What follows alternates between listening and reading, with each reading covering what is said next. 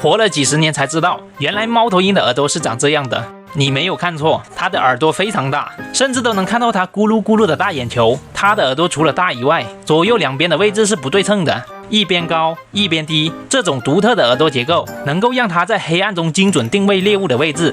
猫头鹰长着一双迷人的大眼睛，眼睛上面有一撮羽毛，竖起来的时候像极了一个精神小伙。因为整个头部的形状与猫很像，所以被叫做猫头鹰。它的叫声很好听，小时候一到傍晚就能听到。